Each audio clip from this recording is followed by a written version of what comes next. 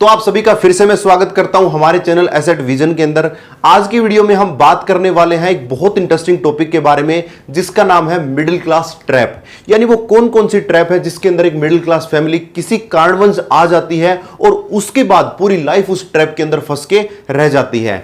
नमस्कार दोस्तों, मेरा नाम है संदीप बुरा। शुरू करते हैं आज की वीडियो।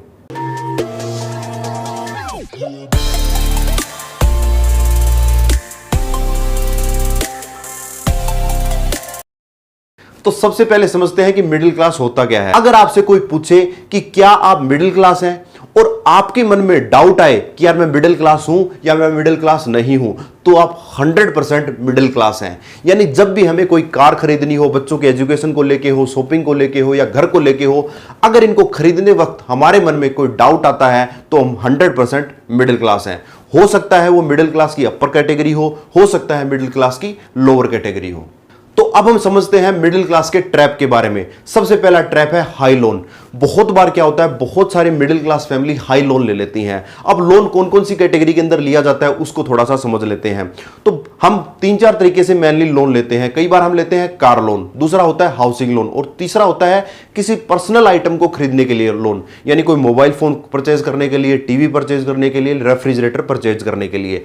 अब दिक्कत क्या है, लोन लेने में कोई दिक्कत नहीं है, लेकिन बहुत बार यह होता है कि हमारी इनकम तो होती है 10,000 रुपए, लेकिन हम लोन ले लेते हैं 11-12 हजार के हिसाब से। यानी जिस चीज की हमें जरूरत नहीं है, जिस कार की हमें जरूरत नहीं है, किसी का देखे देखी करके या किसी दोस्त ने वो कार खरीद ली तो वो देख के हम उस कार को खरीद लेते हैं। तो हमारे पास उतनी इनकम होती नहीं है, लेकिन फिर भी हम उस कार को लोन पे परचेज करते हैं।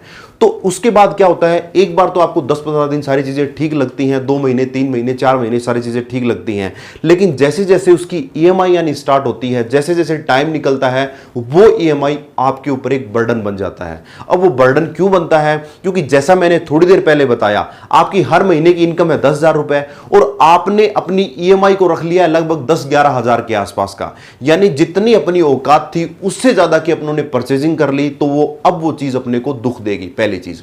दूसरी चीज क्या है, कार लोन के मामले में जैसे ही आपने नई कार खरीदी, एक ईएमआई तो आपकी हर महीने बैंक से आनी स्टार्ट हो जाएगी। दूसरी ईएमआई क्या होती है, जब भी हम कार खरीदते हैं तो हमें कार का इंश्योरेंस करना पड़ता है। नई गाड़ी मान लेते हैं आपने 10 लाख रुपए की कोई गाड़ी ली, तो वहां पे लगभग आपको पहले साल के अंदर 30 से 35 हजार रुपए का इंश्योरेंस देना होता है। तो 35 हजार रुपए के इंश्योरेंस को अगर आप 12 से डिवाइड करोगे तो 3,000 रुपए की हर महीने आपकी इंश्योरेंस की ईएमआई भी एक हिसाब से जाने लग जाएगी। आपको वो एक साथ पे करने हैं, लेकिन 3,000 रुपए यहां पे चले जाएंगे। तीसरी चीज, जब भी आप उस कार को चलाओगे तो उसमें पेट्रोल लगेगा। हर महीने लगभग 3 से 4 हजार रुपए पेट्रोल के रूप में भी आपकी ईएमआई जाएगी। यानी आपने कार तो खरीदी थी 10 लाख रुपए की, जिसकी ईएमआई थी मान लो 10,000 रुपए, लेकिन उसके साथ साथ 3,000 रुपए पेट्रोल के और 3 से 4 हजार रुपए इंश्योरेंस के जाएंगे। यानी वो ईएमआई लगभग आपको 20,000 रुपए के आसपास पड़ेगी। तो कहने का क्या मतलब है, बहुत बार हम देखा देखी के अंदर कोई कार, ऐसा ही घर के अंदर होता है, बहुत बार हम ऐसा करते हैं कि हम अपनी औकात का मतलब क्या है, यहां पे इनकम से, हमारी इनकम से ज्यादा की कैपेसिटी के अंदर हम कुछ हाउस को परचेज कर लेते हैं। और एक बार तो सारी चीजें ठीक लगती हैं, रिश्तेदार आते हैं, यार इतना बड़ा घर ले लिया, इतना बड़ा मकान ले लिया, लेकिन धीरे धीरे क्या होता है ना, वो घर अपने पे बर्डन बनना स्टार्ट हो जाता है। तो ये चीजें अपने को देखनी चाहिए। एक और सबसे बड़ी गलती इसके अंदर क्या होती है, आज के टाइम पे नई जनरेशन, स्पेशली स्टूडेंट के बारे में अगर बात करूं, जैसे ही नई जॉब मिलती है आईफोन लेके आ जाते हैं। अब आईफोन की कीमत क्या है, 1,20,000 रुपए के आसपास आज के टाइम पे हाईएस्ट मॉडल मिल रहा है। या कोई बाइक परचेज कर लेते हैं। तो यहां पे क्या होता है ना, जब भी आप कोई ऐसा पर्सनल लोन लेते हो तो बहुत ज्यादा डेट के ऊपर आपको मिलता है। यानी वहां पे आपको आरओआई बहुत ज्यादा पे करनी पड़ती है। और थोड़े टाइम बाद जैसे ही वो फोन आपने मान लेते हैं 1 लाख रुपए का परचेज किया, अगर 10 दिन बाद भी अगर आप उसको बेचने जाओगे तो आपको उसको 80-70-80 हजार रुपए उसके मिलेंगे। तो कहने का क्या मतलब है, मिडिल क्लास फैमिली को ये जरूर देखना चाहिए कि क्या मैं जो चीज परचेज कर रहा हूं वो मेरे काम की है, कितना डेट उसके लिए, कितना आरओआई मैं उसके लिए पे कर रहा हूं, आने वाले फ्यूचर में वो मेरे को कितनी इनकम देगा, और उसके साथ साथ उसकी साइड में मेरे को क्या क्या पे करना पड़ेगा। जैसे मैंने बताया, कार के लिए आपको पेट्रोल पे करना पड़ेगा, इंश्योरेंस पे करना पड़ेगा, तो ये चीजें आपको ध्यान में रखनी पड़ेगी। एक और जो सबसे बड़ा ट्रैप है वो आपको समझने की जरूरत है। बहुत बार हम क्या करते हैं, टीवी, वॉशिंग मशीन, फोन वगैरह किसी शॉप से परचेज करते हैं और वहां पे हम क्या करते हैं, अपना एक कैंसिल चेक वहां पे उनको दे देते हैं। यानी हम अपना मैंडेट का फॉर्म उस शॉपकीपर को दे देते हैं कि हमारे अकाउंट से हर महीने इतने रुपए इस अकाउंट से डेबिट होके आपके अकाउंट में आ जाएंगे। उसके लिए हम उनको कोई चेक दे देते हैं। अब सबसे बड़ी दिक्कत इसके अंदर क्या होती है, हर महीने उस डेट को वो चेक क्लियरिंग के अंदर लगता है। लेकिन अगर आपके अकाउंट में पैसे नहीं होंगे तो 295 या 300 रुपए के आसपास का ऑटोमेटिक डेबिट आपके अकाउंट से हो जाएगा। और ये जितनी बार आप किस्त बाउंस करोगे, मान लो 12 बार आपकी किस्त बाउंस हुई तो 12 बार वो आपका डेबिट हो जाएगा। और एक बार वो पैसा डेबिट होने के बाद कभी भी आप उस पैसे को वापस रिकवर नहीं कर सकते। तो ध्यान देने वाली बात यहां पे ये है कि जब भी आप कोई पर्सनल लोन लो, कोई छोटी मोटी चीज खरीदो, तो कोशिश ये करो कि उसको हाथों आता पे कर दो। नहीं तो अगर बाय द वे अगर आप उस चीज को पे करना भूल गए तो आपको 300 रुपए का एक्स्ट्रा चार्ज हर महीने पड़ता रहेगा। तो ये वो कुछ ट्रैप है जहां पे आपको 100% ध्यान देना चाहिए।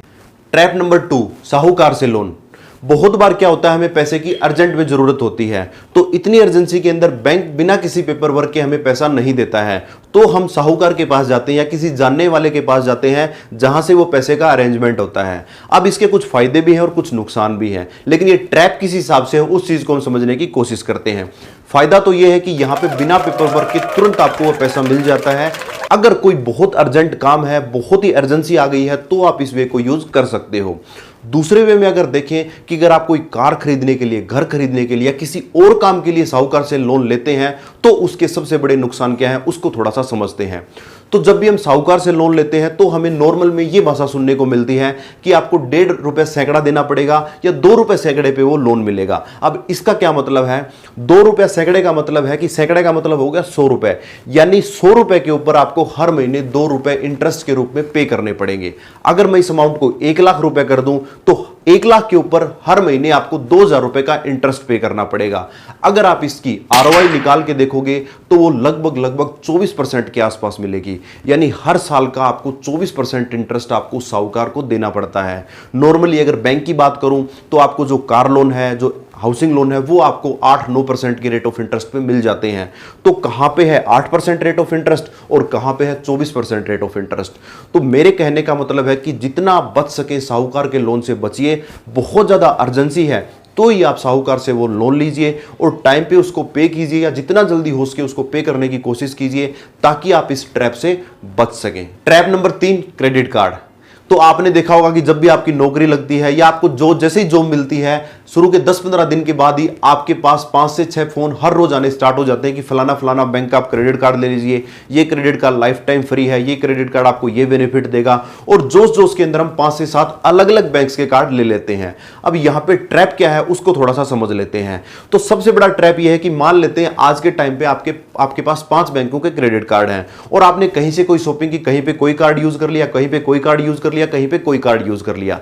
और आपको यह पता है कि क्रेडिट कार्ड के ऊपर हमें एक टाइम पीरियड मिलता है जिसके बाद वो पेमेंट जो आपने खर्च की है वो हमें पे करनी होती है। तो बहुत बार यहां पे क्या होगा ना, अगर आपके पास ज्यादा क्रेडिट कार्ड है, अगर आपने सही से उस कार्ड को यूज नहीं किया तो आप उसको पेमेंट को करना भूल जाते हैं। तो जैसे ही आप उस पेमेंट को करना भूलते हैं तो आपको 2-3 तरह के चार्जेस पे करने पड़ते हैं। पहला चार्ज आपको लगता है लेट फीस के रूप में, यानी जैसे ही आपने उसको पेमेंट को लेट किया वो आप पे लग जाएगा। दूसरा चार्ज आप पे लगेगा कि जो भी अमाउंट आपने खर्च की, जितने दिन आपका अमाउंट ओवरड्यू रहा, उस पूरी अमाउंट के ऊपर आपको 30 से 35% के आरओआई के हिसाब से इंटरेस्ट हर दिन का पे करना पड़ेगा।